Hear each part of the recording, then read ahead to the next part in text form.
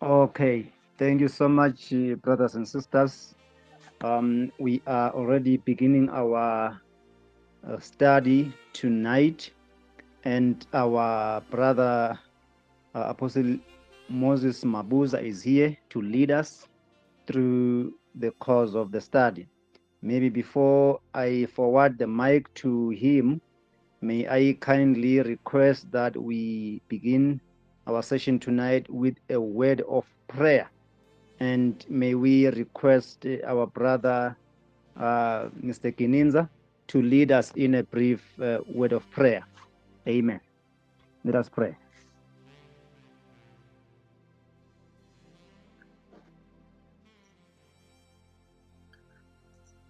Our Heavenly Father, we give you all the glory, we give you all the praise and all adoration. We thank you, Lord. We appreciate you for this moment that you have given us. We pray you, Father, that may your anointing be with us. May your power manifest through the man of God that's gonna lead us into this session. Father, we give you praise. We say, let your spirit take over. Let your spirit enable him, O God.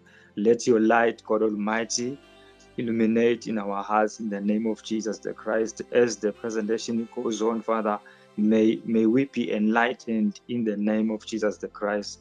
Wende ngosugongo wende likuhle tumo yegama la Jesu Kristu. Amen. Amen. Amen.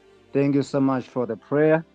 And without much ado, may I forward this mic to our leader and our teacher tonight, our brother, Mr. Mabuza. Amen. Amen. Thank you very much, Prophet Flagati, and greetings to everyone that has joined in the platform this evening. We are grateful to our Lord and Christ who has afforded us this opportunity again to continue with the study of His Word. We are continuing with our discussion of the concept of giving under the new covenant, giving under grace. So we are looking at that.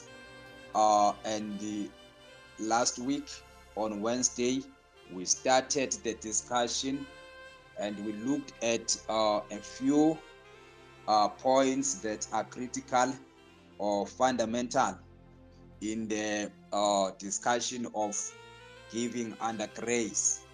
And we read passages of scripture. The primary text that we looked at were the book of 2 Corinthians chapter number 8. We read from verse 1 to verse 9, and also 2 Corinthians chapter 9. We read 3 verses, verse 6, 7, and 8. So I would love us to start again. Maybe we read again so that we can proceed from where we ended, look at a few other things, and then we come to an end. 2 Corinthians chapter number 8. Let me start reading from verse number 1. Verse number 1, it says, "Moreover, brothers, we do you to wit of the grace of God." We do you to wit of the grace of God bestowed on the churches of Macedonia, how that in a great trial and affliction, the abundance of their joy and their deep poverty abounded to the riches of their liberality. Okay, that is the King James version. May I read the English Amplified? May I switch to the English Amplified? There are a few things that I want us to take note of here. 2 Corinthians chapter number 8, the Amplified. We want to tell you further, brethren, about the grace, that is the favor and the spiritual blessing of God, which has been evident in the churches of Macedonia. For in the midst of an ordeal of severe tribulation, their abundance of joy and their depth of poverty together have overflowed in wealth of lavish generosity on their part.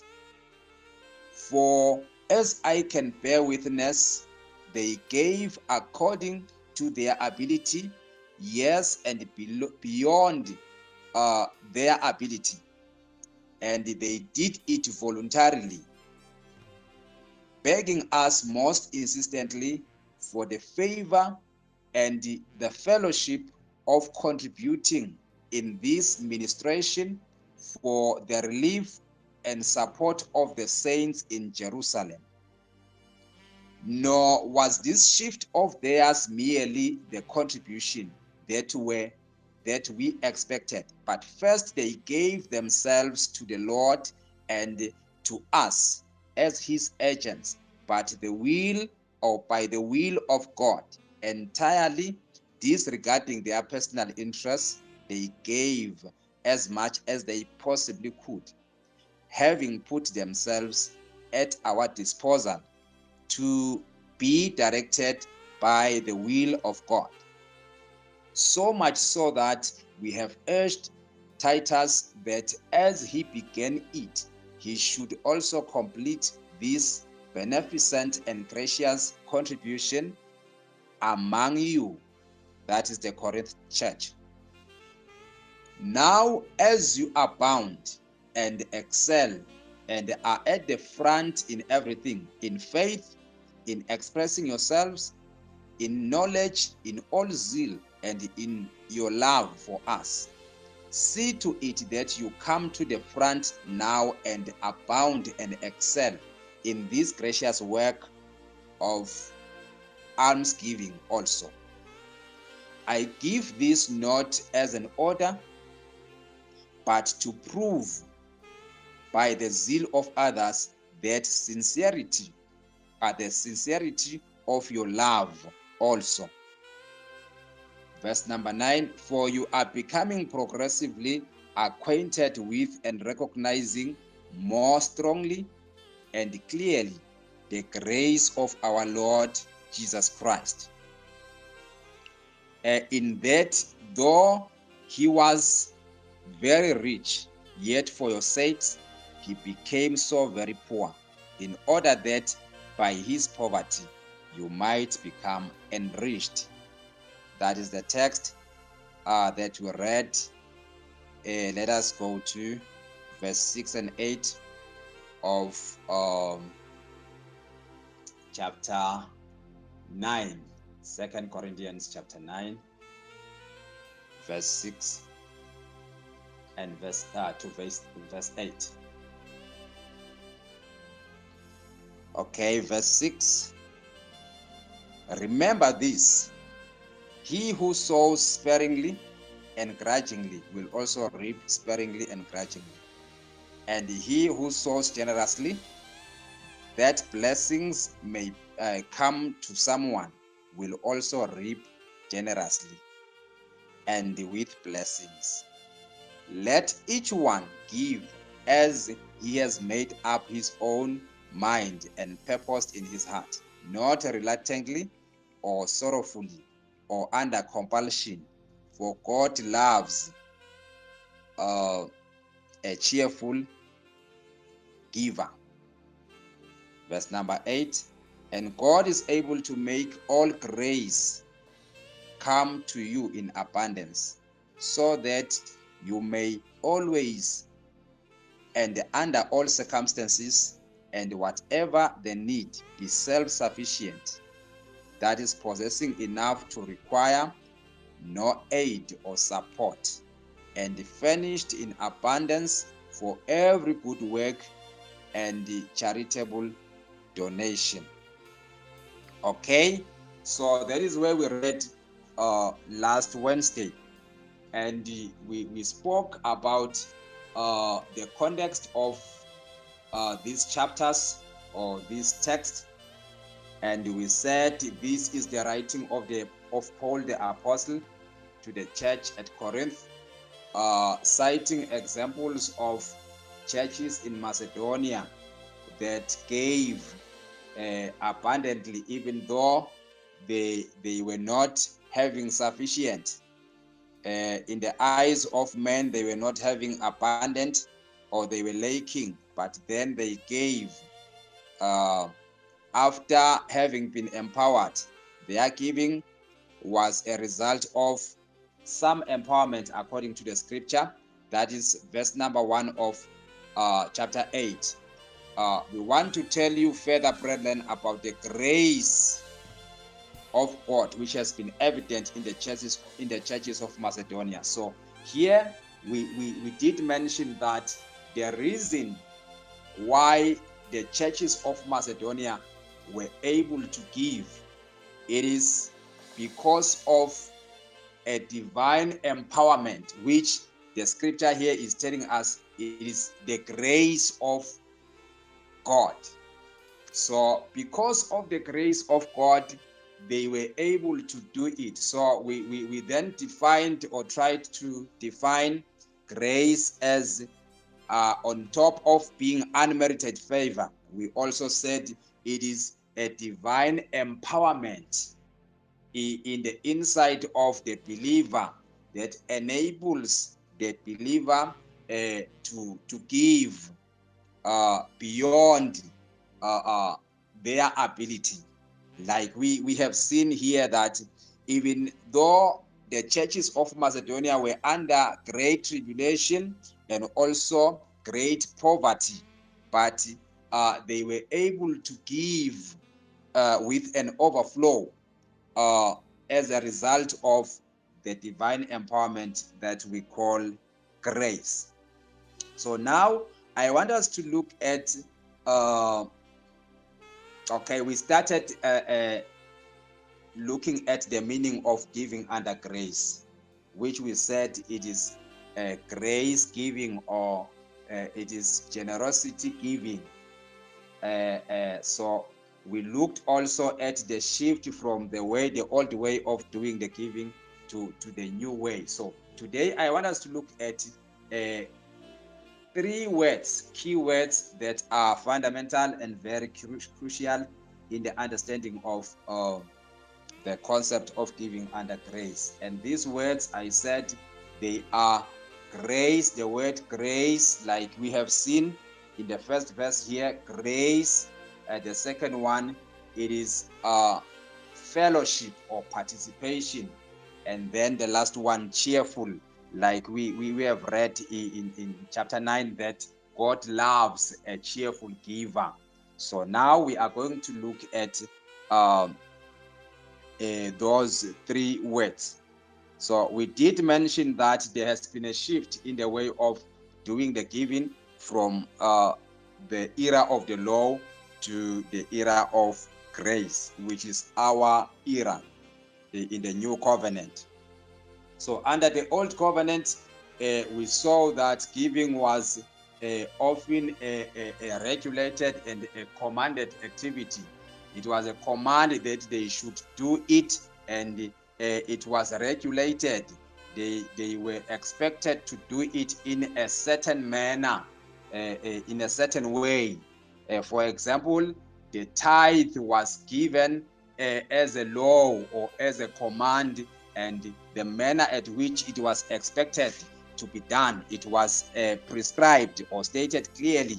It must be 10% of their land produce or the fruits or maybe livestock, 10% of that, and it was also mentioned the way in which they were supposed to do it. So also it was connected to the temple maintenance, or it was connected to the priesthood of that time. like it was something that was given or brought to the temple for the priests of that time to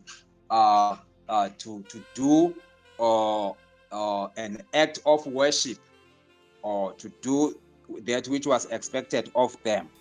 So now it is a different case altogether. Again, it was sometimes enforced with blessings and curses. So giving or offering during their time, it was enforced with blessings and curses. If you don't do this, then you are cursed. If you do it, then you are blessed.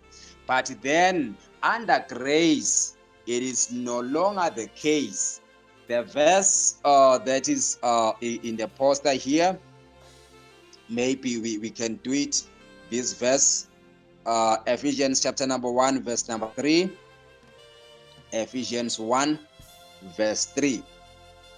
It says, may blessing,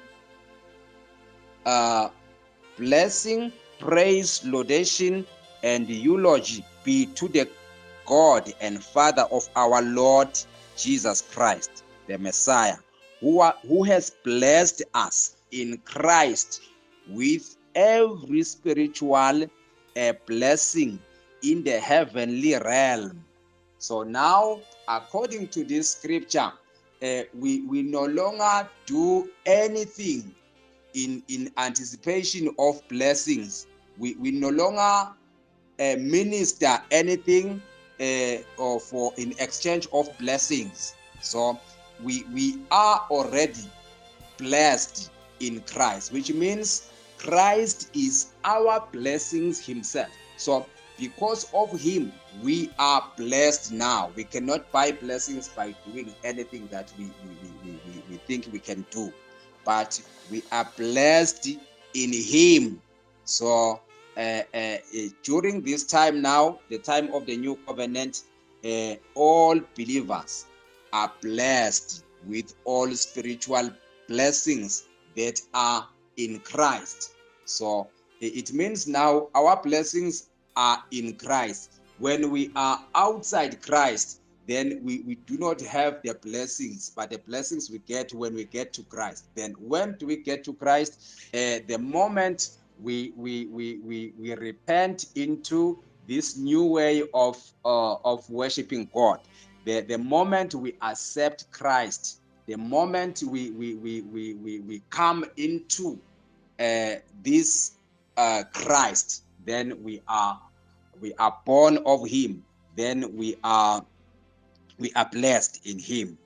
So now we are saying we don't do giving or offering during our time or under grace because we want to be blessed, but instead we do it because we are already blessed. So it's under grace, especially as taught in the book of 2 Corinthians 8 and 9. We do it voluntarily, and we do it under the leadership of the Spirit.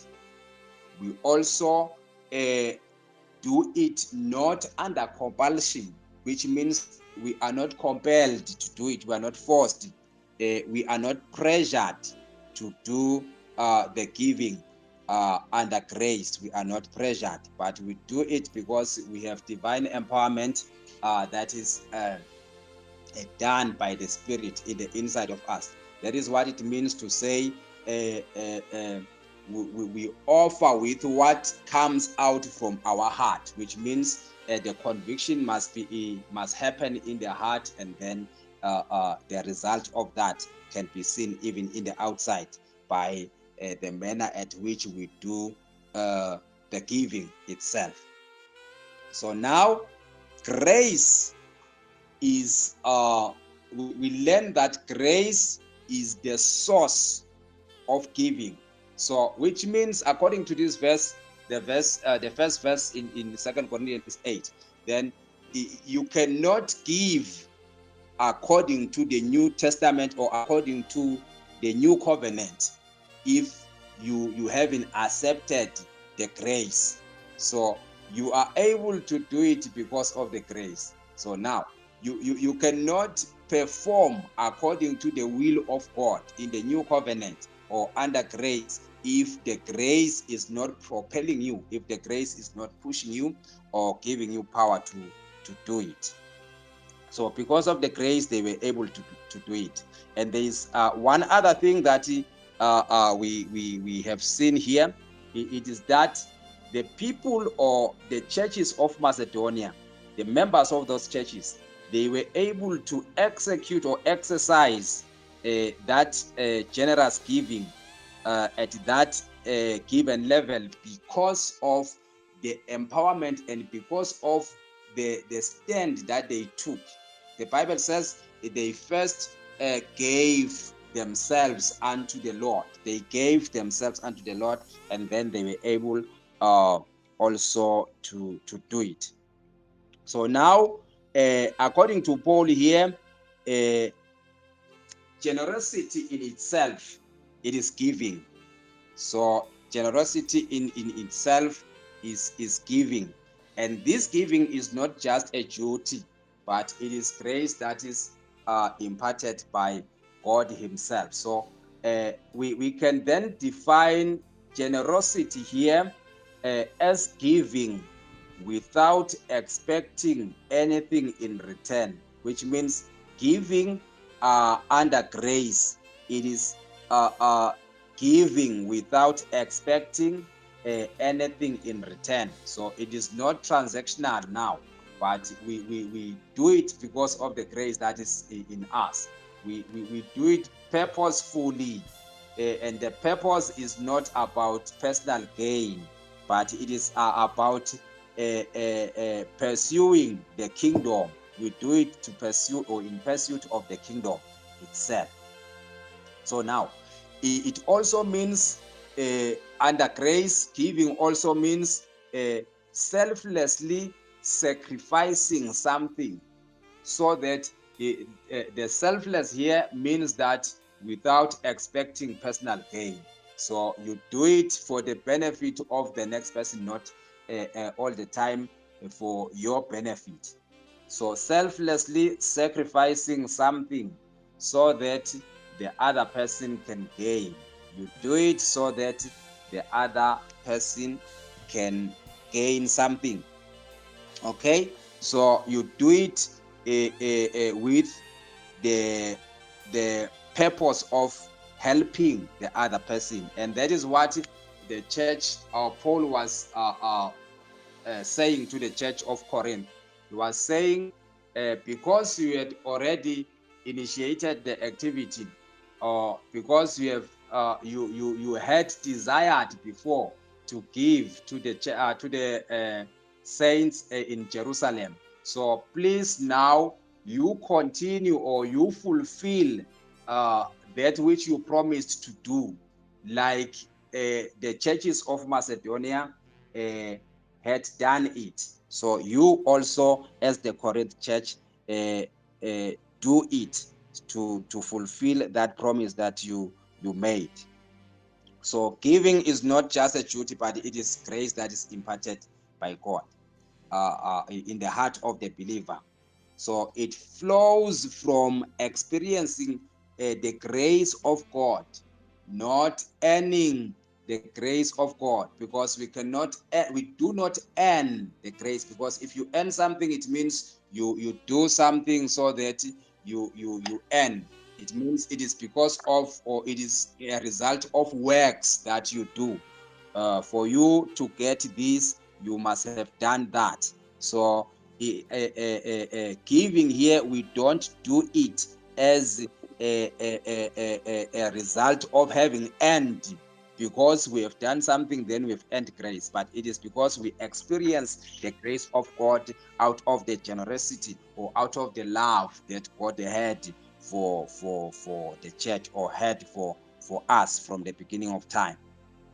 Okay, so this exercise now in the new covenant or under grace, it is flipping the mind or the mindset of the believer, because now we are saying we do not give to be blessed. Normally we used to understand it that way. It was a misunderstanding that We do it so that we can be blessed. In fact, it was the old way of doing things, because under the old covenant, it was like that. They were doing it to be blessed. But for us, we don't do it to be blessed, because we are already blessed in Christ. So now we do it. We give because we are already blessed.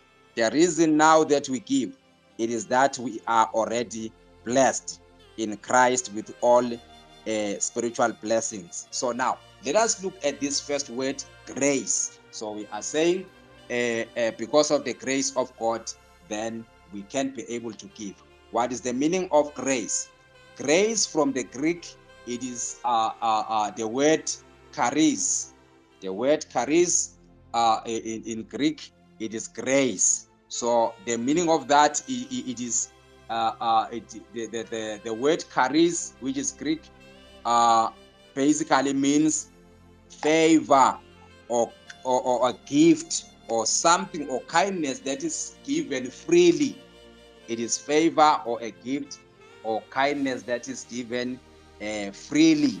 So which means the word grace here, it is giving us the notion that it is not something that is done by human effort, or it is not something that you do it because you are clever or you are wise, but it is something that God inputs in us. It is something that God gives us, not because we have done something to him. It carries the idea of something given without obligation, or something that flows from goodwill. You just do it not because you've earned it. You do it not because you are being pushed to do it by someone else. So that is the meaning of the word grace, which is charis in Greek. So this unearned favor of God is expressed in the person of the Christ. So this grace, it is expressed in the person of the Christ, which means the grace cannot come anywhere else other than from Christ himself. And it has to do with a divine empowerment in the inside of the believer, which makes the believer able to perform according to the standards of God, that they may be able to perform beyond their capacity or beyond their ability. Okay, so they are, if we can look at these verses, we have already read the first verse in 2 Corinthians chapter 8. The first verse, we've already looked at that. If we can look at verse number 4, still in chapter 8, verse number 4, it says, begging us most insistently for the favor and the fellowship of contributing in this ministration for the relief of the saints in Jerusalem. So still here, the word favor, like I've said, the word charis, it means the favor, it means the grace, it means the ability to do without having been pushed by someone.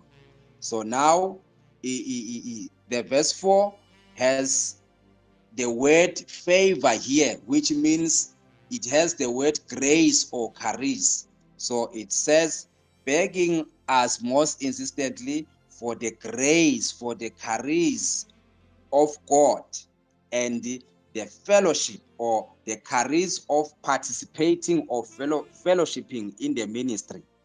This means that the grace of God, again, it is what empowers us to partake in the ministry, which means we are able to participate or to do it because of the grace. We cannot give if we cannot partake in giving. So the example here that is being made in this chapter is an example of churches who were participating in the ministry of giving to the needy saints in Jerusalem. So you are able to partake or participate because of the grace that is given to you. 2 Corinthians chapter 9 verse 8 utsi, and God is able to make all grace, God is able to make all charis abound to you. He is able to make all grace, he is able to make all favor come to you in abundance, so that you may be able to so that you may always and under all circumstances and whatever the need be self-sufficient, so that you can not lack. God is able, and this verse is not saying if you give then God is going to do that, but it is saying God is able, with his truth. God is able to do it, not because we have done something, but God is able on his own. God is able to, which means you do it out of the love that you have in the inside of you. You do it for the purpose of helping the other person because the other person is in need. And then rest assured that God, your Father, is able to make sure that you don't lack as well. You don't come to a position of lack. So now, the word charis, it is it gives, or it takes us from the old way of thinking that giving is a law. We give because it is mandatory that we give.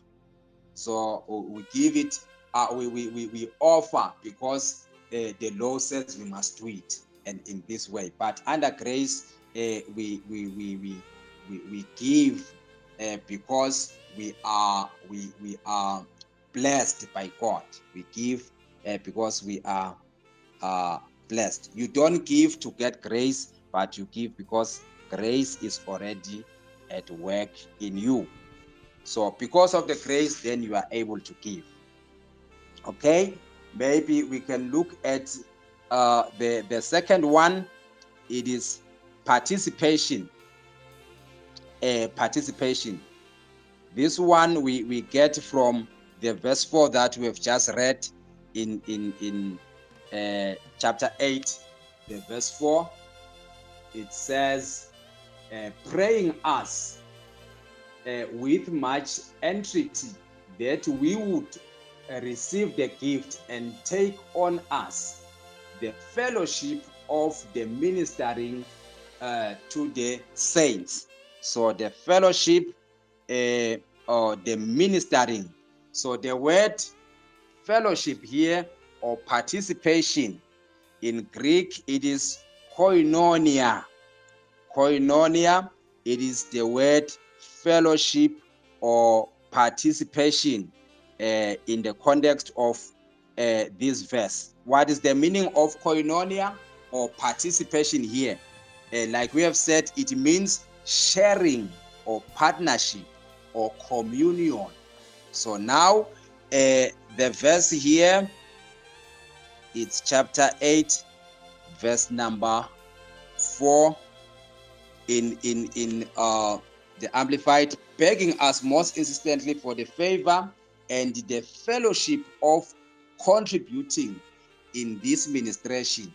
So which means giving has to do with participation or fellowship.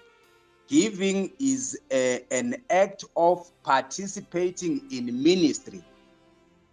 Under grace, we give because we are part of a big community of believers.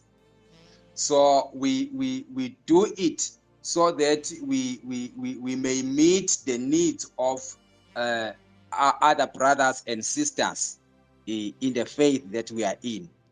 So the participation here, the aspect of participation, it comes with, or it carries the fellowship or the sharing of the believers, the participation, the partnership, the communion. That is what they were doing here. Paul was collecting the contributions from these Gentile churches so that he could send that to the needy saints in Jerusalem.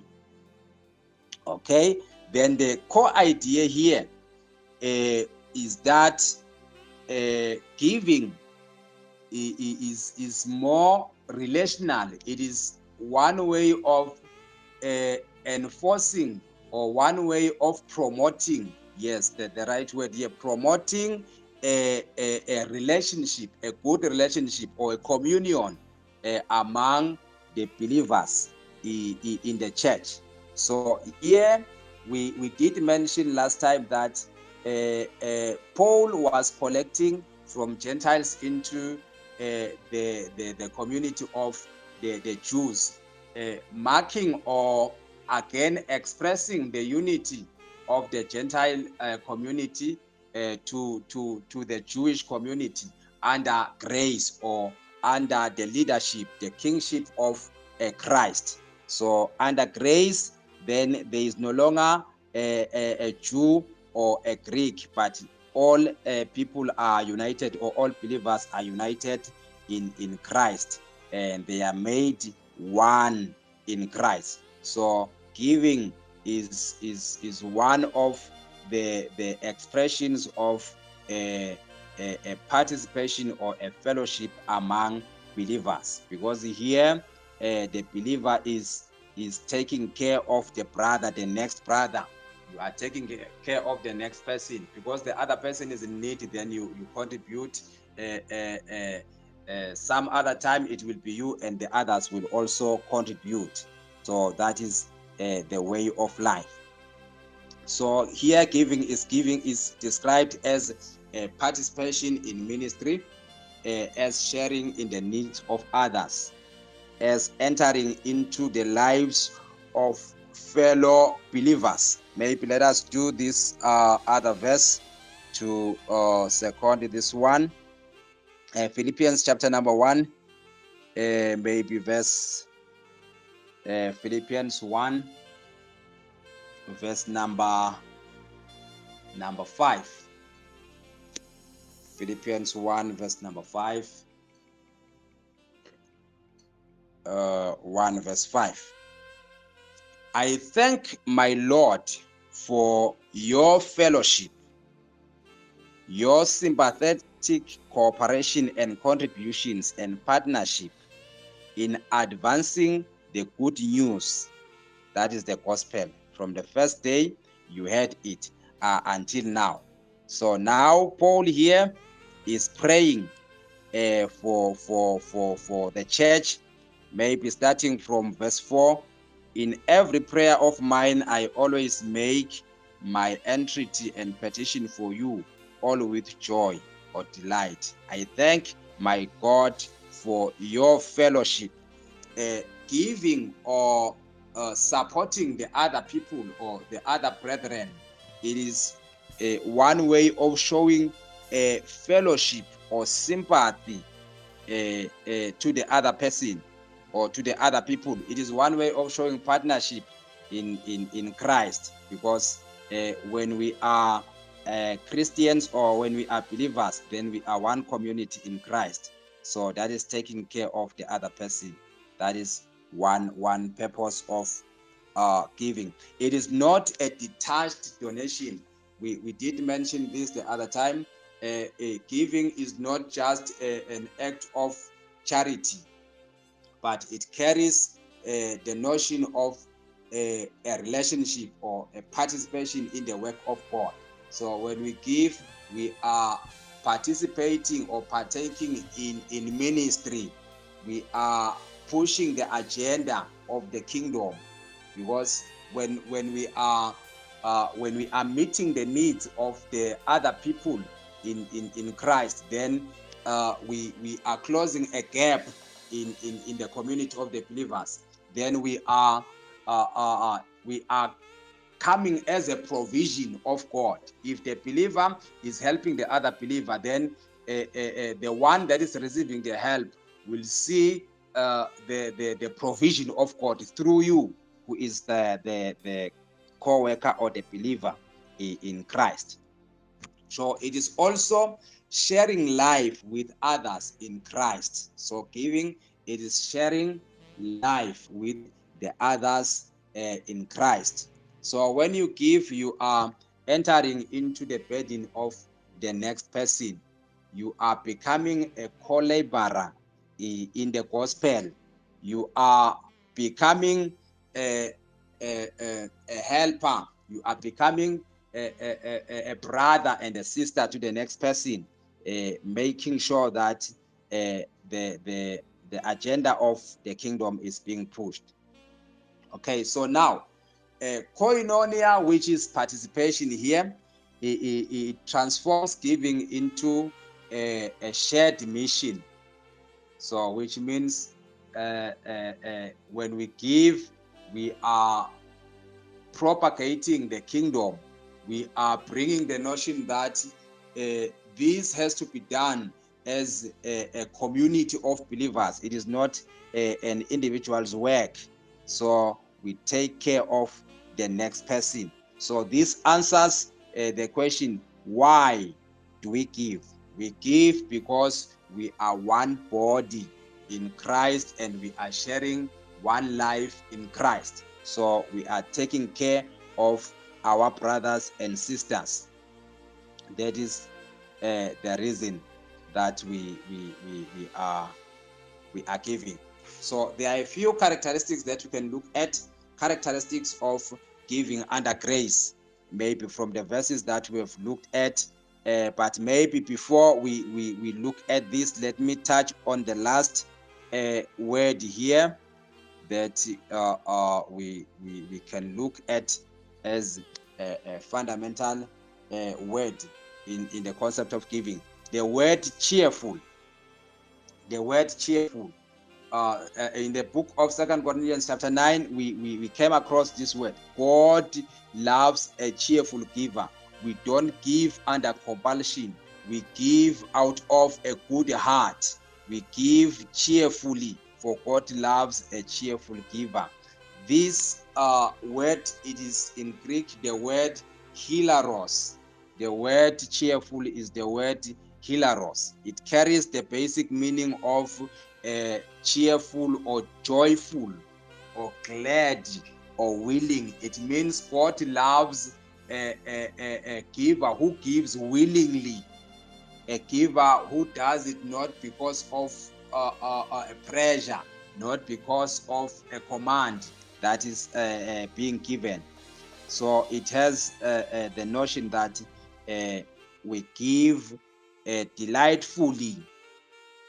We give because we have, or we appreciate what God has done in our hearts. It is because we are being empowered by the grace of God, then we are able to give.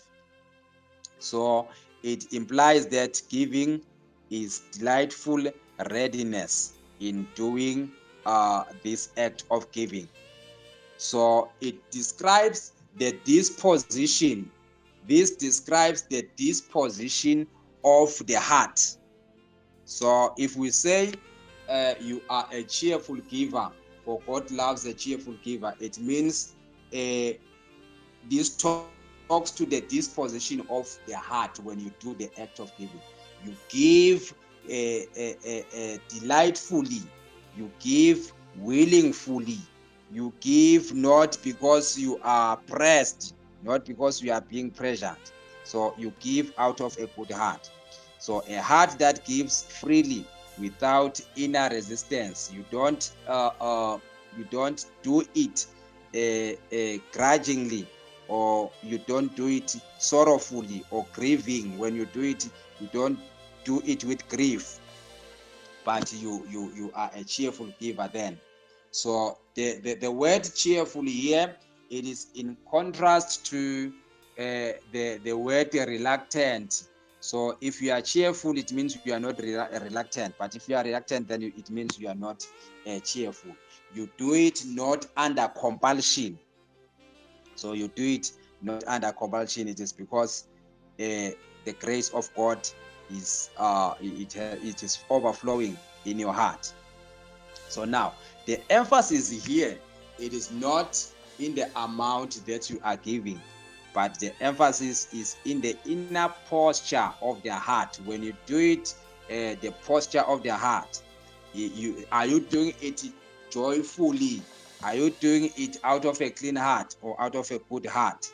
Then that is giving under grace. It is not hesitant, meaning you don't do it hesitating. Am I doing it or not? Should I do it this time around, or should I not do it? No, you don't do that. You don't do it under compulsion, meaning you are not forced, you are not compelled to do it. It is not calculated. When you do it, you don't calculate, but you do it willingly and according to the abundance of the heart. It is a joyful release that is reflecting trust in God, or that is reflecting the heart of God. So God values the heart that gives, not just the gift itself. So the word hilaros here, or the word cheerful, it reveals that true grace, the true grace of God, is produces a joyful generosity. When you do the giving, you do it joyfully. You don't do it under stress or under pressure. You don't do it under pressure. Okay, so now we are saying here, basically what we are saying is that the source of giving is grace, which is charis. You give because of grace. Without grace you cannot give under grace. So giving begins with the grace of God working in you. That is why the churches of Macedonia had to give themselves first to God. Then they were able to do it. Then number two, we are saying giving is participation. The nature of giving, it is participatory in nature. You do it in participation in the shared life and the ministry or the mission of the church in the kingdom. So the nature of giving in the grace, it is participatory. We all participate. It is not for certain individuals. It is not for those who are working only. It is not for the pastors or maybe church committee members, but it is for all of us in participation in the church. So again, what is important under grace, it is the attitude with which you are doing. That is where the idea of cheerful comes in, or the word hilaros comes in. That is the attitude of doing the giving. You do giving with a joyful willingness. You do it with a willing heart. You don't do it under compulsion, for God loves a cheerful giver. Okay, let me just browse through these key characteristics, then we shall come to an end because of time. Some key characteristics of giving under grace. So one, what we have seen here is that it must be done willingly. It is not forced. We don't force people to give under grace. It is not a legal requirement as it used to be under the old covenant. So giving now flows from the desire of the heart. It is not coming from pressure. I do it because it is of necessity. No, it mustn't be like that. don't do it because it is of necessity. You do it out of the abundance of the heart. Okay, it is done proportionate. It is not prescribed. Now you do it according to the abundance of your possession. So maybe let us do this one. It will give us some light. First Corinthians chapter number 16. First Corinthians chapter 16. Verse number 2. The believer has to give as they prosper. There is no fixed percentage under grace. First Corinthians 16, maybe let me read verses 1 and 2. Now concerning the money contributed for the relief of the saints or of God's people, you are to do the same as I directed the churches of Galatia to do. Verse 2, on the first day of each week, let each one of you personally put aside something and save it up as he has prospered in proportion to what he is given. Okay, so that no collections will need to be taken after I come. So here Paul was instructing them because he was in the mission of collecting the contributions for the needy church in Jerusalem. So he was instructing them to do it before he would actually arrive to them to collect or yes to take the collections. So what I'm interested in here is that everyone was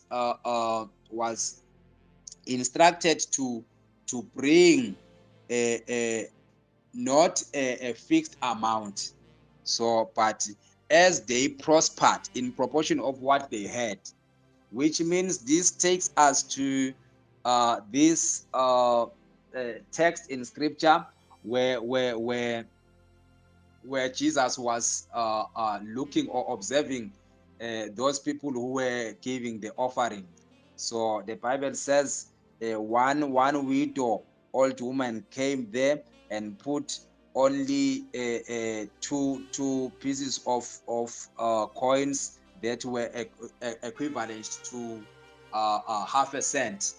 And it says the others were putting a lot of money because they had many. But then Jesus said this particular woman was the one who gave more than the others. So now, which means here we do not look at the quantity or the amount that the person has given, but we look at the posture of the heart, number one, and number two. Jesus here talked of the state of the woman who gave. Said this one gave all that he had. So this one gave the whole of the thing that he had, unlike the others who only gave a fraction of what they had. So now it says giving must be proportionate. It depends on how much are you blessed or how much do you have, then you give proportionate to what you have, not in comparison to the next person. So giving also, we pick that giving as a joyful activity. It must be an act of worship.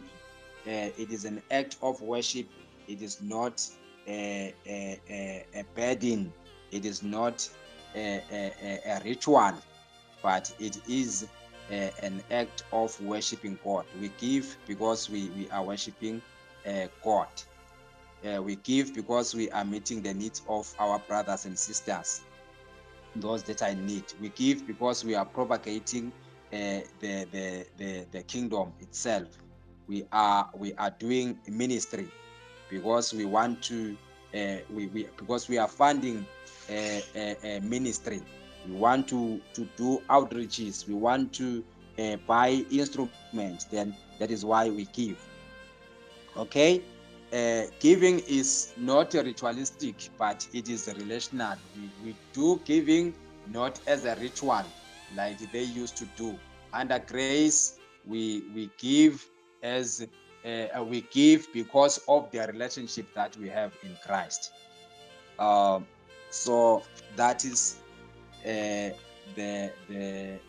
difference between giving in the new covenant and giving in the old covenant.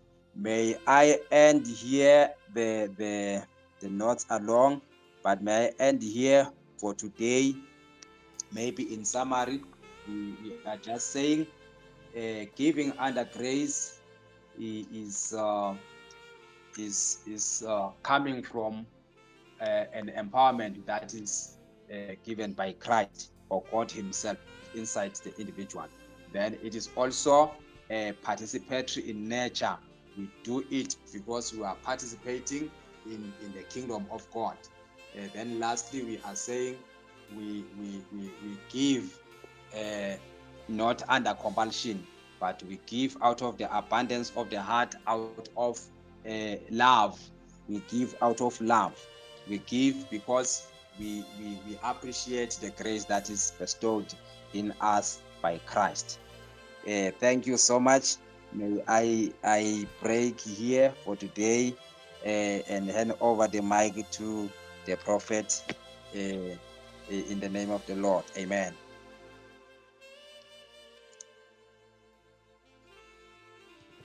Whoa, thank you so much. It is getting more clearer. But in these 2 minutes, we can open up for questions or additions.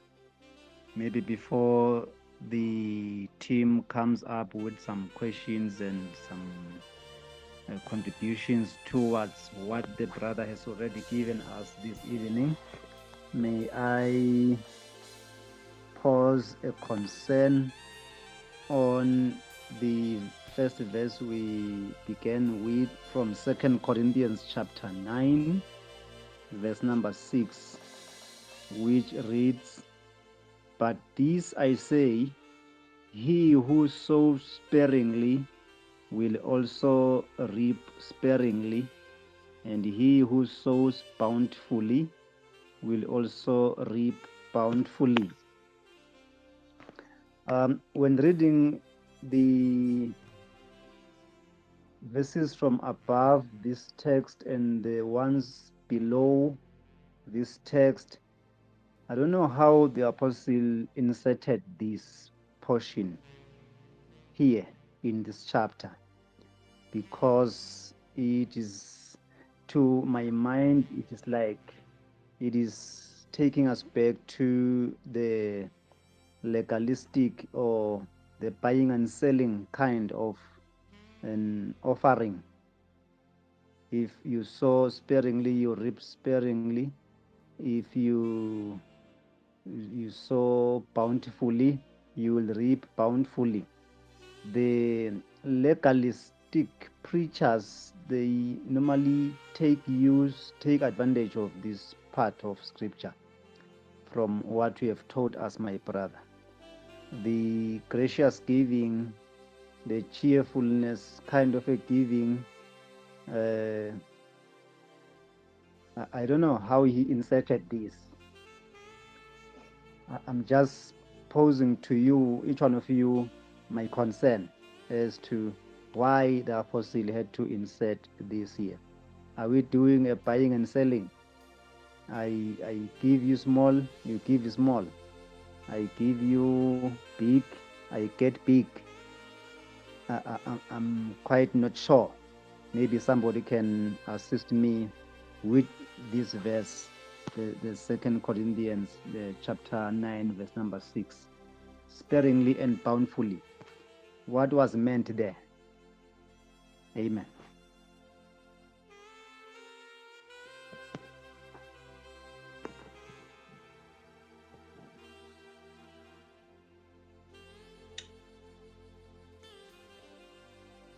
Am I audible on your side? Amen. Amen. Amen. Yes, prophet, is the question, like you are saying, the verse 6, how does it fit into the grace giving? Yes. Is that the question? Yes. I'm just Okay. asking myself why the apostle had to insert this verse there while he's teaching about the grace giving. Okay, thank you so much, Prophet. I think this verse does not actually fit in here, especially here when I was reading from verse 6 to verse 8. I did read this one, but I did not talk anything about this. I just focused on verse 7. Here I wanted the according to the to according as he purposes in his heart, and let him give not grudgingly. So that is what I was coming to take from this text. So this one does not, especially because, like you are saying, Prophet, it is more like you are getting according to how you brought, which is not the case under grace.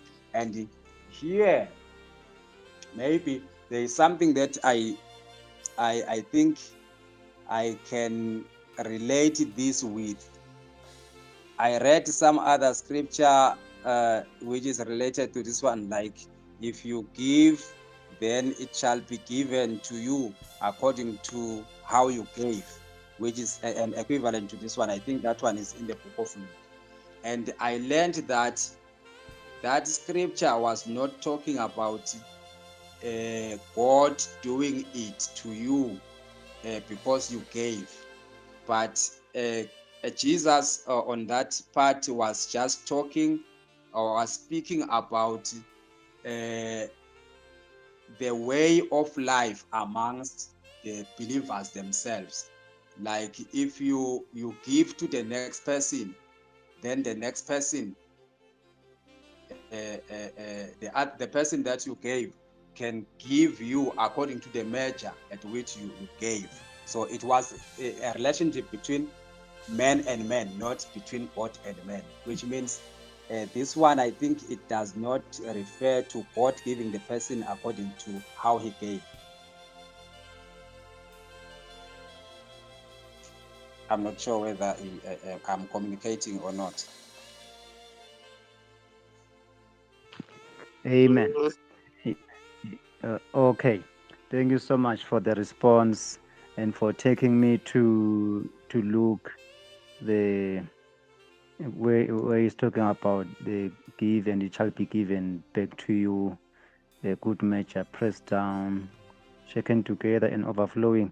On that part of Luke, he was referring to giving to other people. If you give this other person and the person is going to give back to you, it is not that when I give to you, then I am buying the favor of God. But when I give to you, I'm making friendship with you that when I am lacking, you will also give back to me. Help the helping hand situation. Not that we are buying God. We are not in a transactional relationship with God. So I think that verse 6 there has that connotation. Helping each other. The apostle was trying to emphasize the point of helping one another.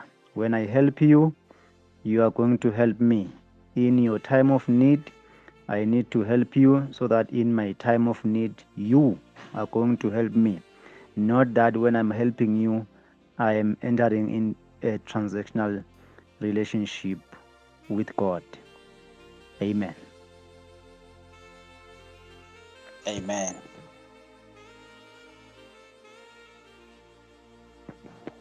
Okay, any Amen. other concern? Any other question before we pray?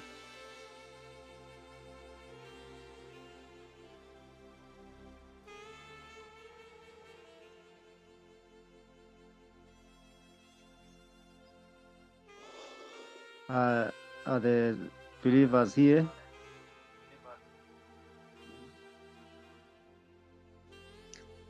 Amen. Amen. Let me Okay. Yes, let me just say thank you very much to the man of God for this enlightenment. Ngisalalela nje ngiyanaka nje kakhulu nekokuthi vele kunengi lolo kususpendwako la lokungabelong to what we are, to the understanding lesikuyo nale kusebenta kwale new covenant nalokuthi under grace vele secishe ngibona tinyamalala.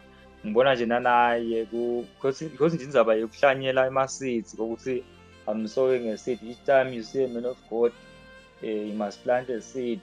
A man of God is an opportunity for the believers to sow some seeds, to tap to the anointing and all the stuff. So kule ndlela le kuchazwa ngayo it makes it clear lokuthi vele sesiphumile kuto tonke leto nto leto tabo-transactional gospel, like baye bakuchaze nabanye bathi tingcebo ukuthi nyalo lana vele when you give you give out of generosity ukuthi nekokuthi ubona sidzingo nekokuthi uya-fellowship-a uyahlanganyela not ukuthi uphoqelelekile but konke ukwenta ngelithando ngenxa yale grace ukuthi you are being taught by the grace to do it. So moya wami uyathokoza kakhulu kuva lokho. It's so amazing. Ngiloko nje lengingacishe ngikusho indlela lengiva ngayo and kuyajabulisa kakhulu. Ngiyambonga kakhulu uNkulunkulu. Ngingasho lokho nje bazalwane. Amen. Amen. Okay, thank you, Bazalwane. We are coming to the end of our session tonight. If there may be some other questions that are coming up in your mind, you are free to drop those questions on the chat box right here, or you just go to our WhatsApp group and drop your questions there. Otherwise, thank you for your attendance on our first day on this platform. We want to believe you will be feeling comfortable and welcome even as we continue our studies. We thank God also for this platform, and we thank God for Bishop Lamine from Nelspruit for orienting us to this part of the network where now we are going to be having the recorded materials, so that anytime you'll want to listen, you'll just come back here and replay what was being taught. And we thank God for that development, and we believe that we are still going to develop into many other social network platforms.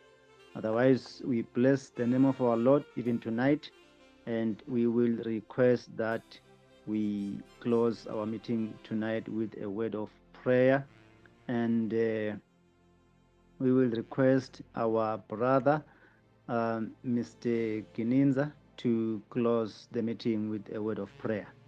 Amen. Amen. Let us pray. Umuhle Nkosi uNkulunkulu, uyamangalisa, uNkulunkulu othembekile njalo. Siyabonga Nkosi uNkulunkulu ukuthi uyasifundisa, uyasakha Nkosi endleleni losibitele kuyo lenguwe qobo lwakho babelone amandla ukuba sihambe Nkosi kule ndlela, ngale ndlela wena lwadizayina ngayo. Simakaze lona amandla Nkosi. Sibonga Nkosi uNkulunkulu ukuthi uyasikhulula, kuyaphuma Nkosi all man-made doctrines in our minds. We are being liberated. We thank you, Lord God Almighty, for this amazing truth that you are giving to us. You have said already in your word that we will know the truth and the truth shall set us free. Indeed, we We appreciate and we thank you, God, that this is manifesting now in our time. We are being liberated. It is practical in our time. It is practical, Lord, in our season. We give you glory. We give you praise, Father. Isiqhubeka Nkosi ube nathi Nkosi nenceku yakho losikhonde ngayo ube nayo Nkosi isandla sakho siqhubeke Nkosi empilweni yakhe simakaze umanzisele njalo babelone amandla Nkosi usithe Nkosi sonke ngamunye nangamunye Nkosi ngaloku kuhlakanipha simakaze wendele buhle lelithumo leligama laJesu Kristu. Amen. Amen. Amen. Shalom.